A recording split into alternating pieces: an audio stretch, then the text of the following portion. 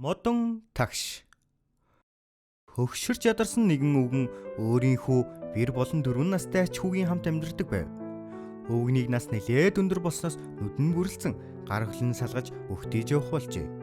Тэднийх гэр бүлээрээ ширээ тойрон сууж оройн хоолоо иддэг заншилтай.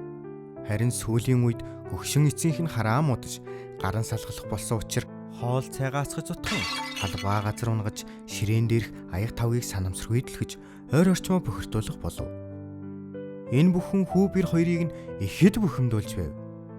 Нэг удаа хүү нуурлаж "Бид таны ийм байдлаас алхаж гүйцлээ" гэж хэлээд их нэртэйгээ ярилцаж хөгшин эцгийгээ өрөөний мухарт байрлах жижиг ширээнд ганцаарангийн сулгаж хоолыг нь хагардаггүй модон дагшинд хийж өгөхөөр болов.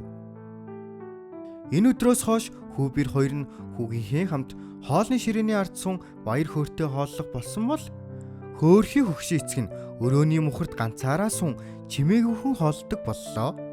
Хүү бэр хоёр нь өвгнийг ая халбаа унахад нь хашгир загнан харахаас өөрөөр харьцгааж болжээ. Бэр нь хаяа хөгшин өвгний хацар даган урсах нулимсыг нүднийхээ булангаар хардагч тоодоггүй байв. Харин тэдний байдлыг 4 настай хүү чимээгүйхэн харж суун.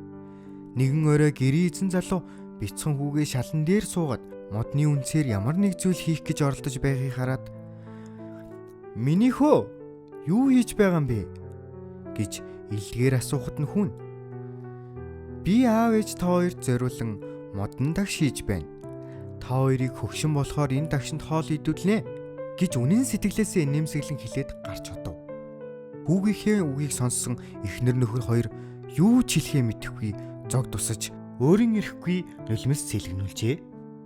Тэд хоорондоо юу ч ярилцаагүй хэрнээ юу хийх ёстойгоо сайтар ухаарсан байлаа.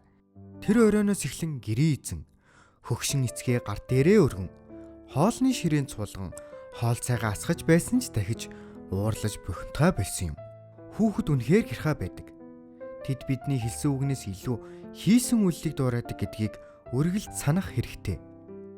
Энэ бол эцэг их болсон хүн бүрийн мэдэх ёстой зүйл.